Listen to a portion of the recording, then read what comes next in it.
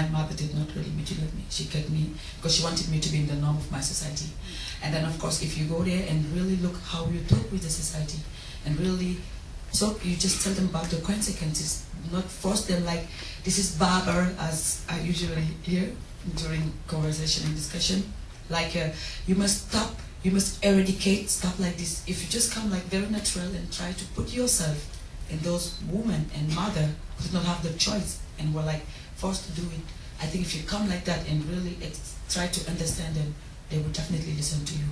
This is the approach. What do you think is the most important topic that I can ask you about? And you said what is very important is education of the men.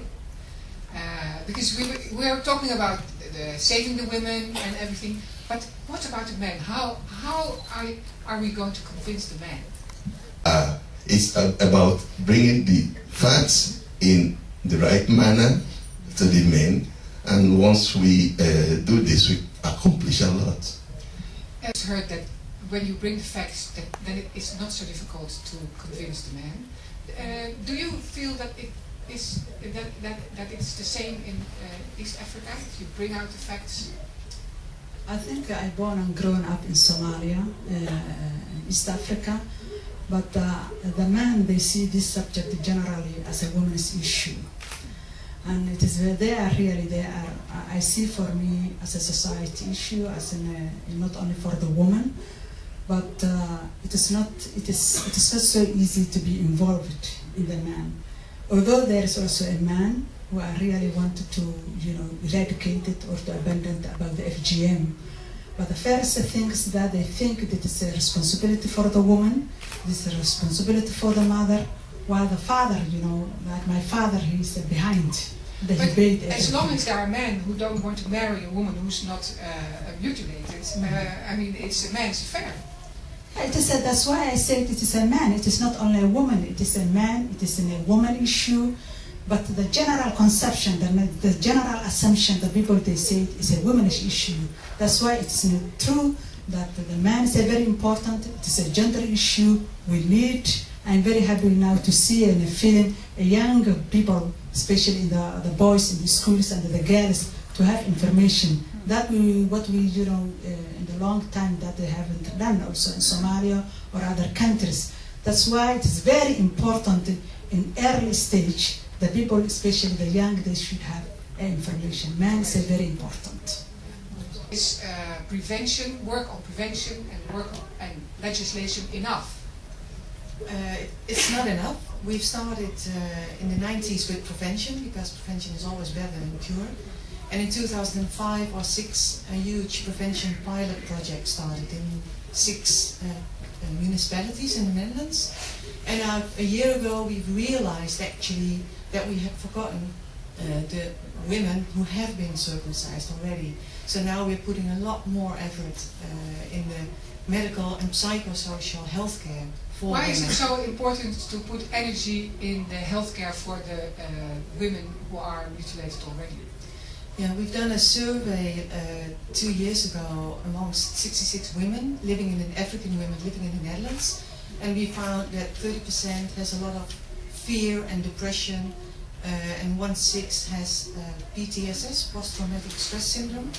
And it's as serious as that. 1/6 has it is as post-traumatic. serious as that, and we were just not aware of that. So now we're training, first of all, also midwives for the medical, how to deliver safely for the child. What the municipality of Den Haag tried to do against this problem?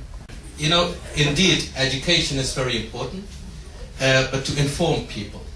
As you already have heard, that these women who are very much confronted by their past are indeed in a post-traumatic circumstances. So what you need to do is actually to recognize their problem, and to take the problem very seriously. And that helps a lot. So we have to recognize that they have had a huge problem. Actually, they have been, what we call, I'm sorry, but we call it mutilation, because we experienced that. Because, as you already said also in the film, that till your grave, you are going to experience that your body is not a complete thing. People did something to your body. And I think that's wrong.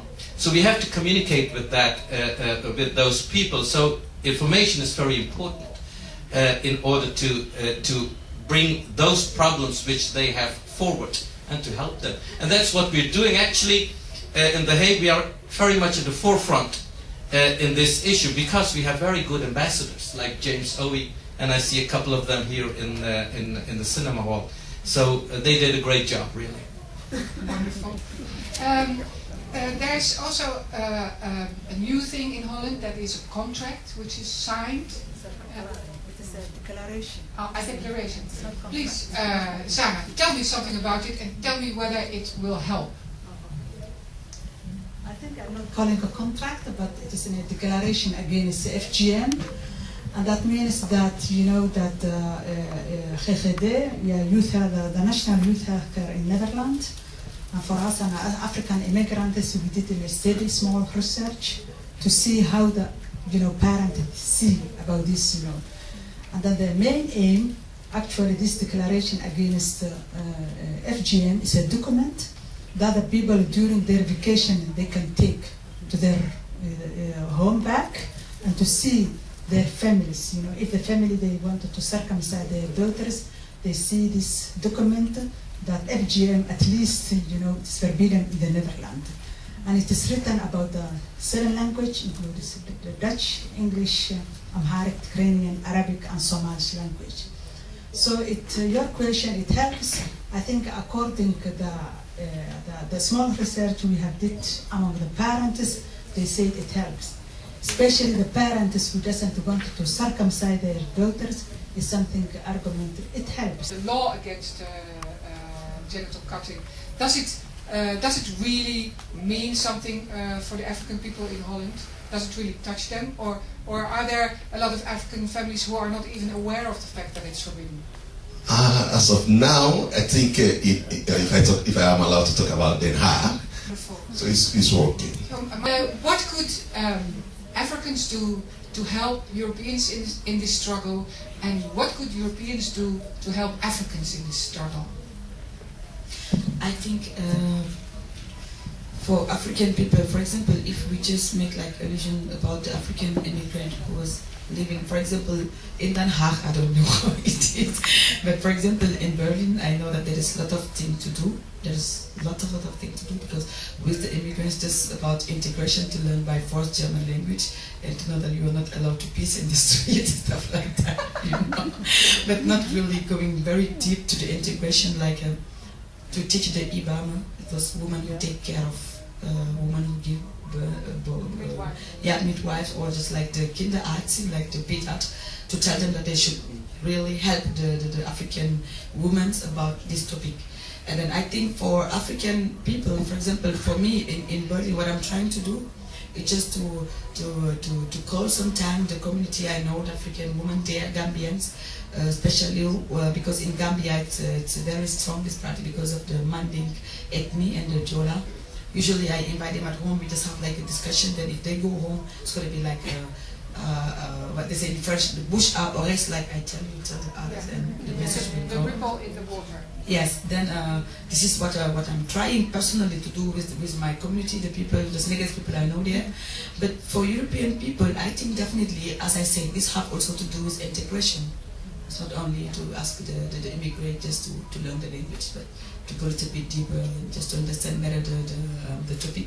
And also, I say it again, to know how to talk about it. How to talk about it. I think if there's anything we learn from this discussion is that communication is so important.